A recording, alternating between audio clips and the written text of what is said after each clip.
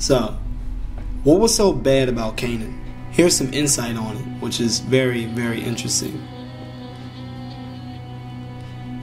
If you read chapter 10 of Genesis, verses 19 through 20, details are available regarding the nationality of the people of Sodom and Gomorrah, and indicates that they were Canaanites.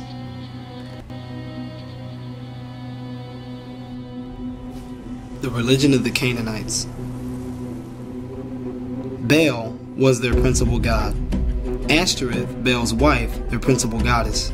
She was a personification of the reproductive principle in nature. Ishtar was her Babylonian name. Astarte, her Greek and Roman name. Balaam, the plural of Baal, were images of Baal. Ashtaroth, the plural of Ashtoreth. Asherah was a sacred pole, cone, stone, or a tree trunk, representing the goddess. Temples of Baal and Ashtoreth were usually together. Priestesses were temple prostitutes. Sodomites were male temple prostitutes. The worship of Baal, Ashtoreth, and other Canaanite gods consisted in the most extravagant orgies. Their temples were centers of vice. I'm going to warn you guys, just brace yourselves. It's going to be pretty hard to believe that this stuff went down, but it's true. Here's some archaeological notes. Canaanite religion. God's express command to Israel was to destroy or drive out the Canaanites in Deuteronomy chapter 7 verses 2 and 3. And Joshua went at that task in dead earnest, God himself helping with mighty miracles. In reality, God did it.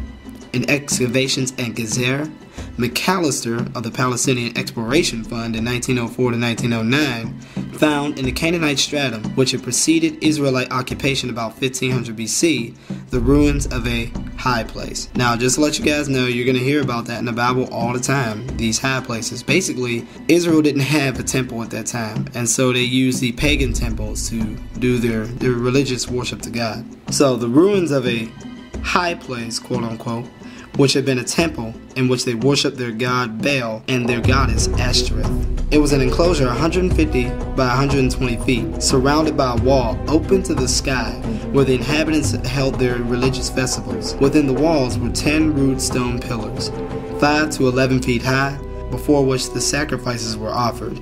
Under the debris in this high place, quote unquote, McAllister found great numbers of jars containing the remains of children who had been sacrificed to Baal.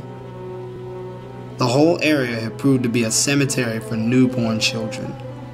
Another horrible practice was what they called foundation sacrifices. When a house was to be built, a child would be sacrificed, and his body built into the wall to bring good luck to the rest of the family. Many of these were found in Gezer. I repeat, many of these were found in Gezer. They have been found also in Megiddo, Jericho, and other places.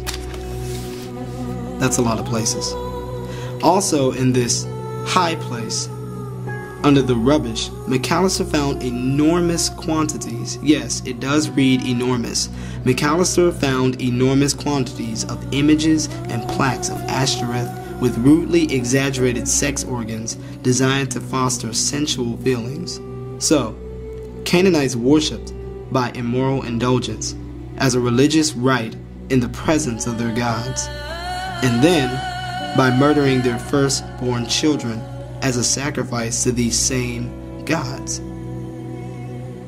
It seems that in large measure, the land of Canaan had become a sort of Sodom and Gomorrah on a national scale. Do we wonder any longer why God commanded Israel to exterminate the Canaanites? Did a civilization of such abominable filth and brutality against the natural way of humanity in which God created have any right longer to exist? It is one of history's examples of the wrath of God against the wickedness of nations. Archaeologists who dig in the ruins of Canaanite cities wonder that God did not destroy them sooner than he did. God's object in the command to exterminate the Canaanites, besides being a judgment on the Canaanites, was to keep Israel from idolatry and its shameful practices.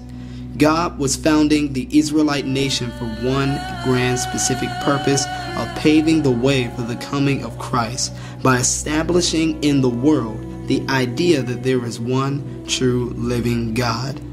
If Israel fell into idolatry, then there ceased to be any reason for its existence as a nation. As a matter of precaution, it was needful to clean the land of the last vestige of idolatrous worship. In this matter, Joshua gave Israel a good head start. If only Israel had kept it up, what a different story there would have been to tell, and for me to read to you.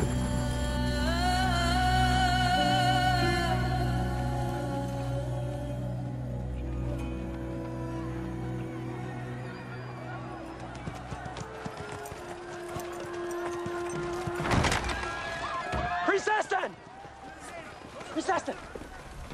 Reese? You're here? Of course I'm here. Our men have surrounded Alamott's palace. The battle is over.